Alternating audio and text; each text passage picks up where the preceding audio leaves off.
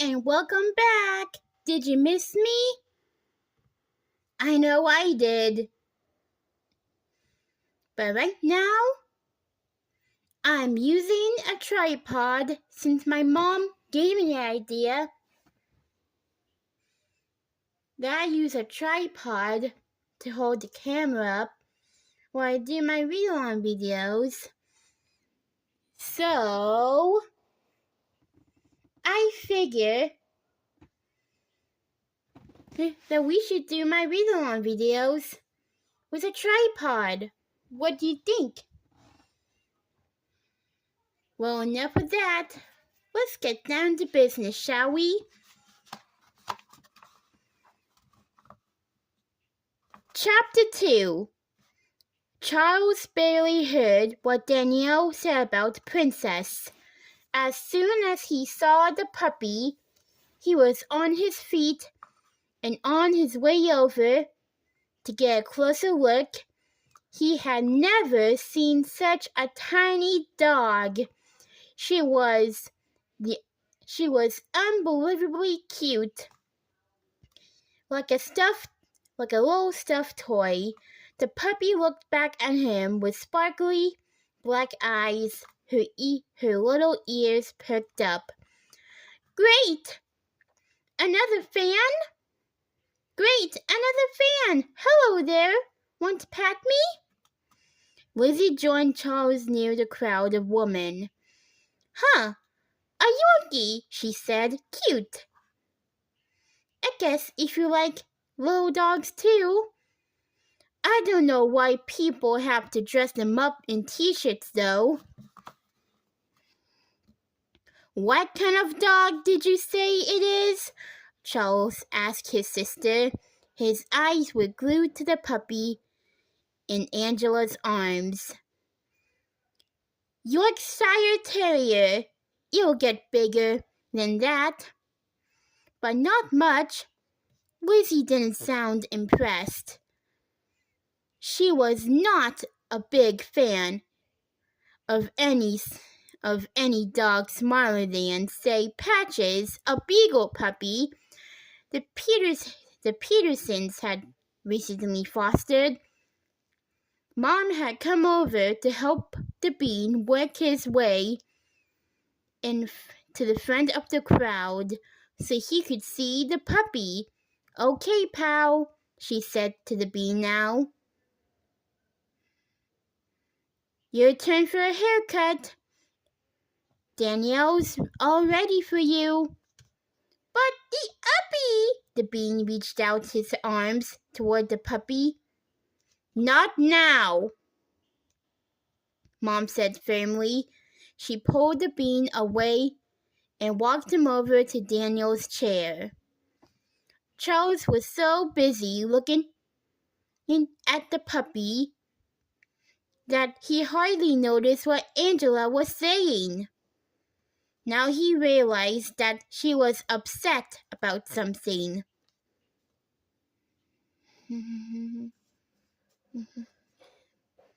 Or was she happy? She was sort of laughing and crying at the same time. I just heard the good news this morning. Charles heard her say, I've been accepted to study with Henri. Charles had no idea what Henri was, but all the women gasped. Henri? They echoed, ooh! Charles edged closer to Lizzie. What's Henri? He asked. Lizzie snorted. First of all, it's who, not what, she said. Second of all, it's a name spelled Henry. Pronounced Henri, with the accent on the second syllable. It's French for Henry. Okay, fine. Okay, fine, Charles rolled his eyes. Lizzie could be such a know-it-all. So who's Henry?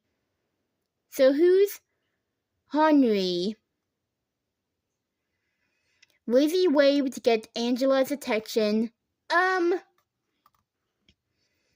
Who's Henry? Henry? Ha! So Lizzie didn't know everything. Sorry. But she was never shy when it came to asking questions. Charles was curious too. But he would never have spoken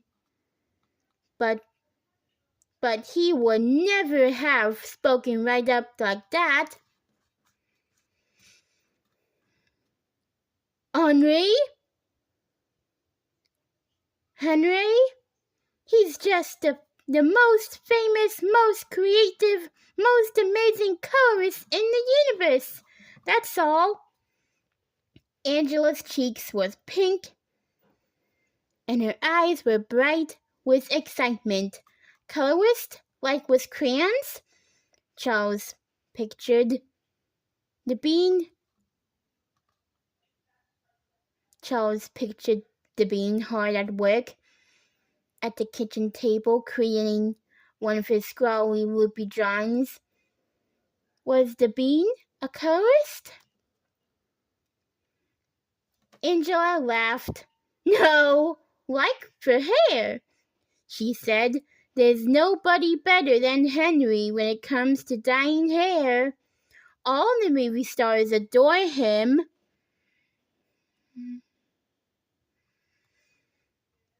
They won't go to anyone else. She took a deep breath.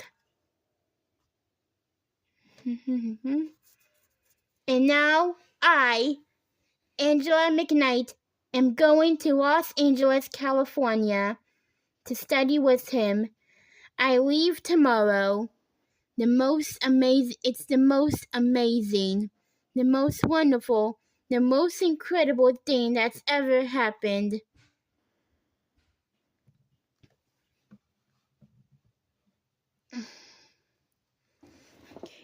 She put her face down to nuzzle a puppy, and when she looked up again with tears in her eyes, and the worst thing that's ever happened too, she wiped her eyes and gave a sniff.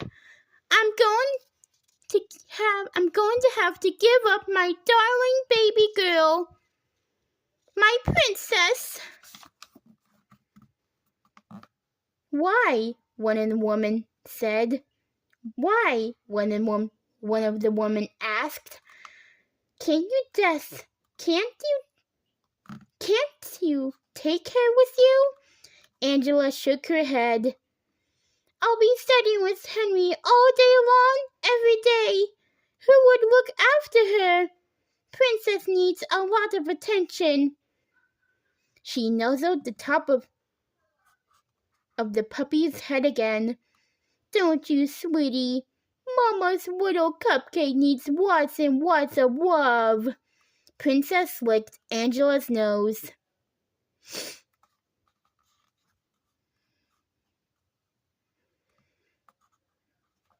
Whatever, just keep the love coming.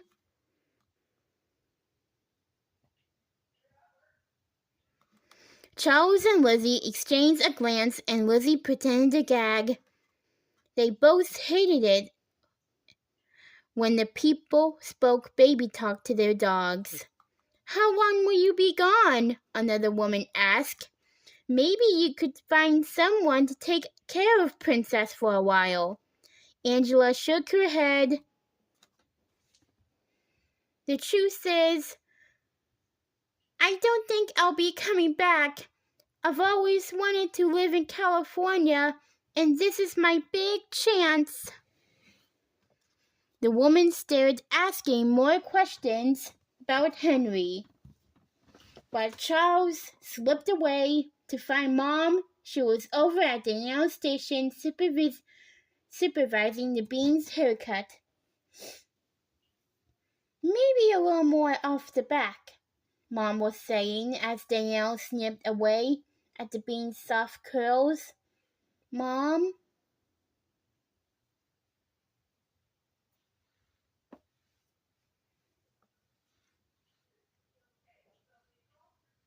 Mm-hmm.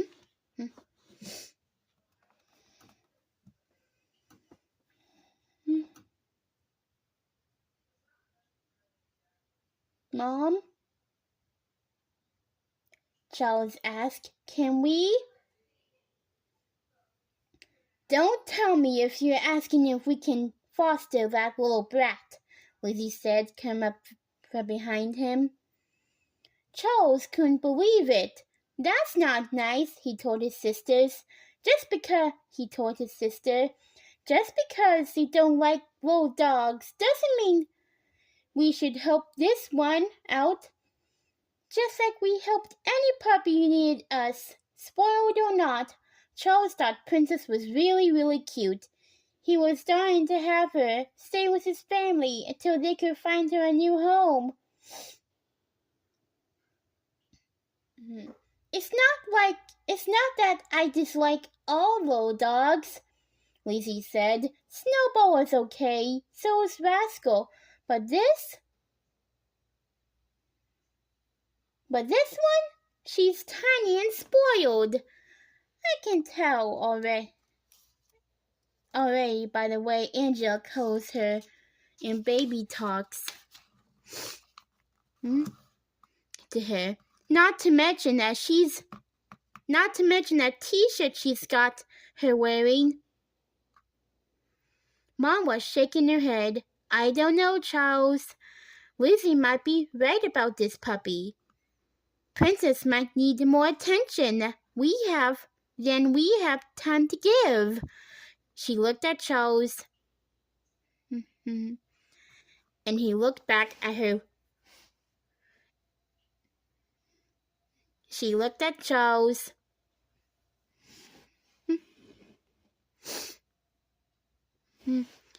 And he looked back at her with big eyes and with big sad eyes, imitating the poor little puppy.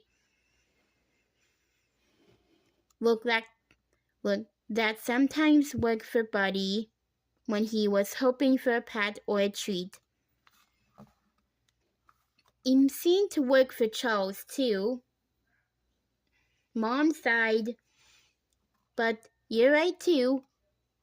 If we can call ourselves a foster family, that means we should help out any puppy that needs us. She pulled out her cell phone and called Dad. Charles crossed his fingers while he listened to Mom's side of the conversation. It's a Yorkie, she was saying.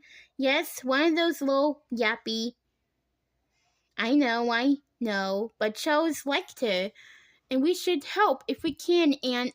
She hung up again and sighed. Well, he agreed. I can't believe I'm talking Dad into talking a puppy.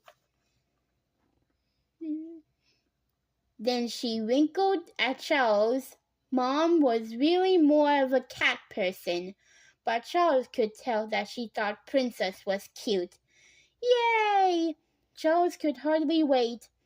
By the time they left here today, Angela had agreed to let the Pearsons foster Princess. In fact, she was going to bring the puppy over that very night. We need some more time so I can tell you all about how to take care of her, she said. And then, of course, I'll bring the list.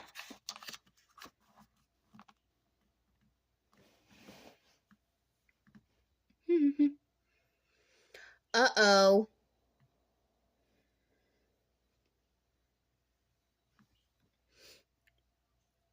And what can a spoiled little terrier Yorkie gonna do? Can Amanda really count on Charles and Lizzie to take care of her little princess? Well, we'll find out soon enough in the 3rd chapter. and I'll see you all tomorrow.